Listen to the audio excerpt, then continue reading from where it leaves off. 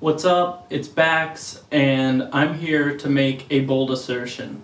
I think that cables are the single greatest source of confusion in the studio. When musicians hear words like balanced and unbalanced, they clench their ass cheeks in fear because there's no more ubiquitous piece of equipment than a cable, and yet I feel like it's the thing that we know the least about. So I'm here today to teach you everything that you'll ever need to know about cables, which ones to use in which situations, and why. Alright, so let's begin with the distinction between a connector and an application. Examples of connectors would be TS or tip sleeve, TRS or tip ring sleeve, XLR, which are sometimes referred to as Canon plugs. Examples of applications would be mono, stereo, balanced, and unbalanced. You'll often hear cables referred to by their connectors. For instance, this is a 1/4 inch TRS to 1/8 inch TRS cable. That's the correct way to refer to a cable. You'll also hear cables referred to by their applications. For instance, this is an unbalanced stereo cable. Referring to a cable by its application is partially incorrect, because in many instances one cable can have multiple applications. You can tell what sort of applications a cable can be used in by looking at its connectors and counting how many contact points or conductors, those are interchangeable terms, are on a given connector. For instance, a tip sleeve connector has 2 contact points, the tip and the sleeve. The tip is carrying the hot audio signal and the sleeve is grounding that signal.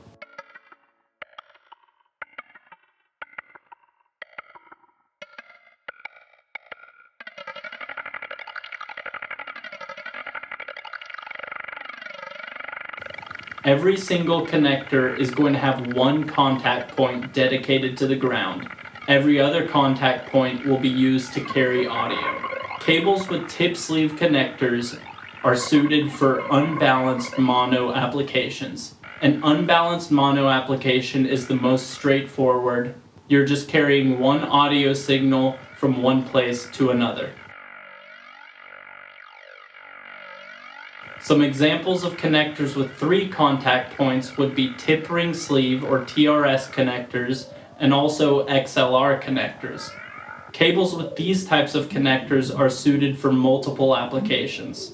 For instance, with a cable that has 2 TRS connectors being used in an unbalanced stereo application, the tip is carrying the hot left signal, the ring is carrying the hot right signal, and the sleeve is grounding both of those signals.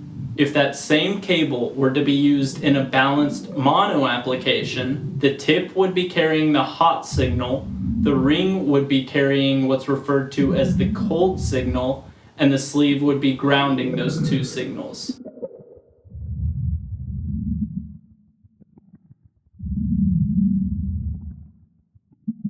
You've heard me saying the term hot signals, and up until now we haven't heard of a cold signal. Hot and cold signals are used in balanced applications. The cold signal is an exact copy of the hot signal, except its polarity is inverted. Okay, I'll stop here because polarity probably tripped you up. So this is a good time to stop and explain what balancing is and why it's used in the studio. Okay, so in a balanced application, the piece of gear that you're taking the sound from, the source, is creating 2 copies of the same signal, one hot and one cold. You'll sometimes hear these referred to as the plus and minus or positive and negative. The hot and cold signals are sent through the cable and they arrive at the destination where something called a differential amplifier flips the cold signal and then sums the 2 signals together. Like I said, the cold signal has a reverse polarity from the hot signal. Then the differential amplifier flips that signal. The result is 2 identical copies of the same signal, which are summed together. So you might be wondering, why would you want to do that? It seems like you're just sort of undoing the work that was done by the balanced output of the source gear. Why did it create the cold signal in the first place? Why wouldn't you just send 2 hot signals down a cable and sum those together. What we're not yet thinking about is the interference that's picked up between the source and the destination. In other words, the interference that is soaked up by that copper inside your wires. Interference can come from hundreds of sources, whether it's your cell phone or lights or microwaves. If you're a bedroom musician, there are going to be a lot of sources of interference. The good thing is, in short cable runs, you don't really need to worry about interference. But balancing wasn't created for that. It was created for long cable runs where cables are more susceptible to pick up interference. So back to that interference. It's going to be picked up by both the hot and cold signal in equal amounts. So let's just say there's a spike of interference right here. It's picked up by both the hot and cold signal, and then those signals enter the differential amp. The cold signal is flipped, and so is the noise that was picked up on the cold signal. So now you have the noise as it happened on the hot signal, and you have an inverted copy of the noise.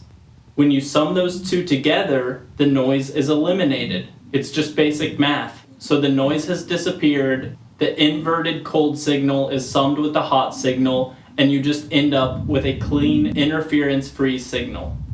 You may have heard me say that we don't have to worry about using balanced connections in the studio because we don't have long cable runs.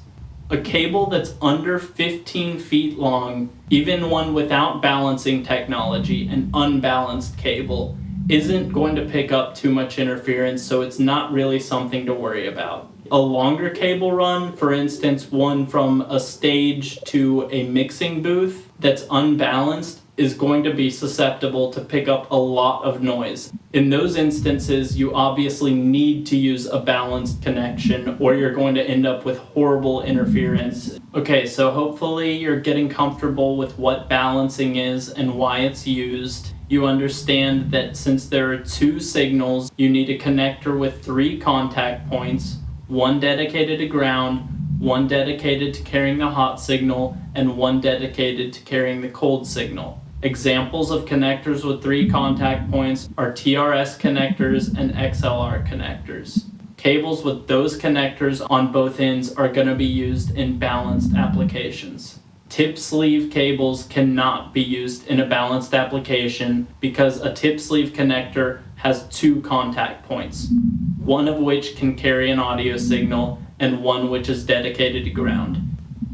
An unbalanced stereo application also needs a connector with 3 contact points because you have to carry the left signal on one contact point, the right signal on another, and then you have to have a ground contact point. Again, TRS connectors would be suited for an unbalanced stereo application, so would XLR, though you don't really see them used in that application very much. So let's start to tie everything together and think of examples in the studio where we'd be using these applications. Most studio equipment you have is using unbalanced connections. Almost all synths and drum machines have unbalanced mono outputs. Guitars, basses, other instruments use unbalanced outputs. Even stereo synths use unbalanced outputs. They'll have 2 different ones, one for the left signal, one for the right signal, both of them unbalanced mono outputs.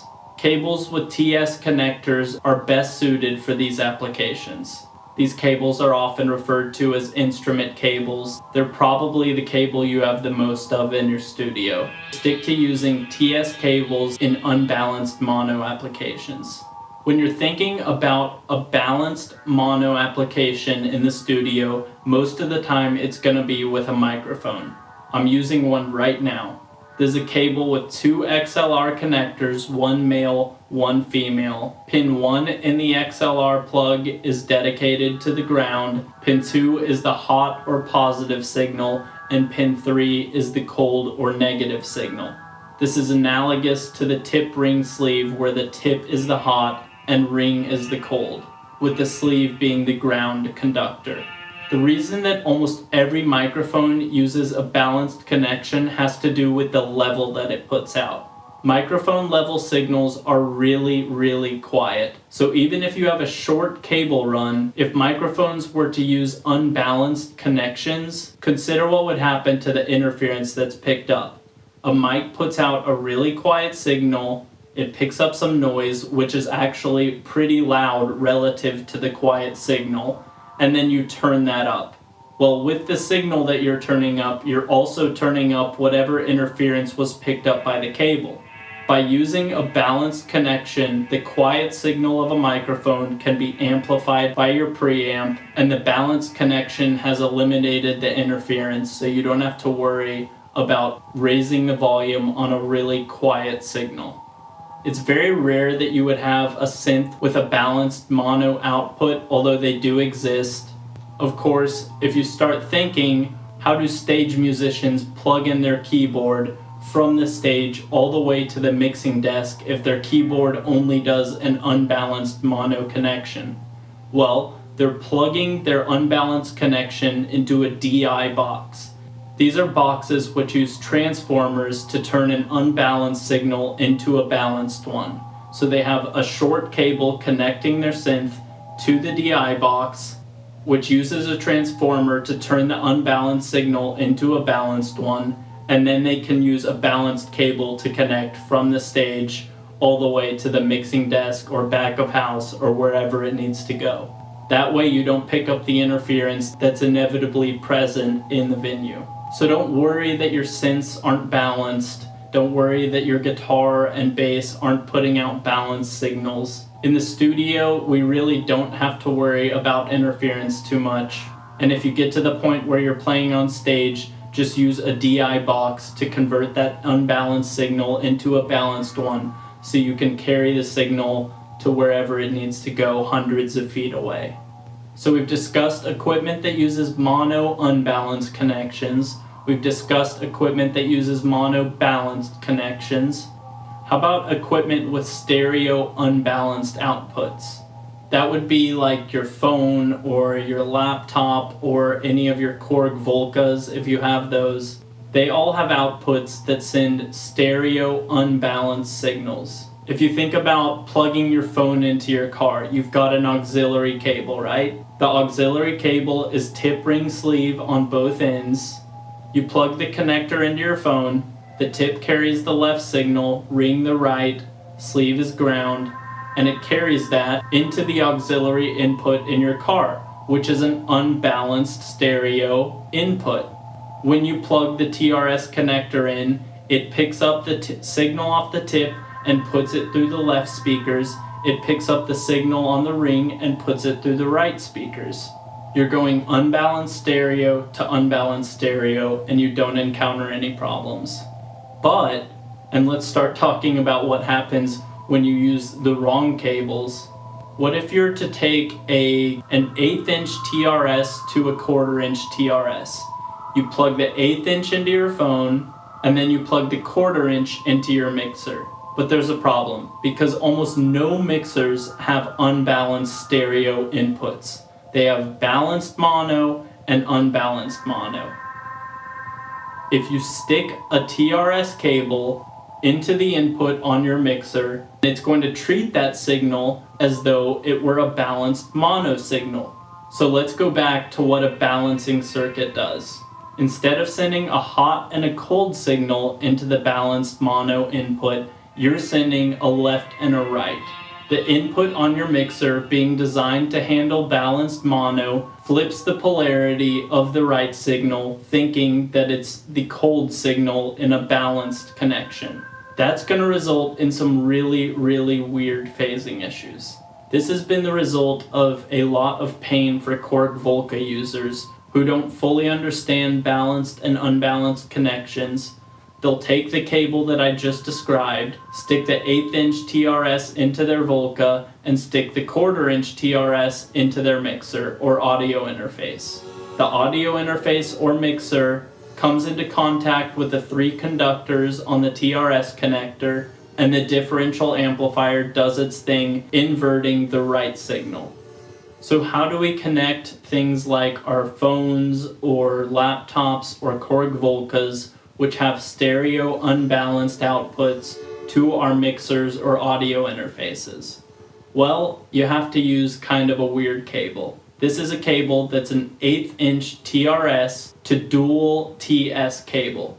It's taking the signal on the tip and splitting it out to one TS cable, and it's taking the signal on the ring and splitting it out to another. This way, when you plug that TS cable into whatever input on your mixer or audio interface, the differential amplifier doesn't act on it because it's not a connector with 3 points of contact, it just has 2. You've taken what was a stereo unbalanced signal and split it into 2 mono unbalanced signals. You could do this with your phone, with your laptop, your Volcas. Use this cable because it's the right one for the situation. Okay, my brain hurts a little bit, I'm sure yours does too, but hopefully you have a much clearer understanding about cables, which ones to use in which settings and why. I've been picking up a little bit of traction on this channel. My last video got a pretty good amount of views, so I'm excited about that. If you like or subscribe, that'll do a lot to help me want to move forward with this and keep making videos. If you have any suggestions for future videos that I should do or things you'd like to see more of, please let me know in the comments. Anyways though, this is fun for me. I hope y'all are enjoying it. Let me know what you think, and I'll see you all next time.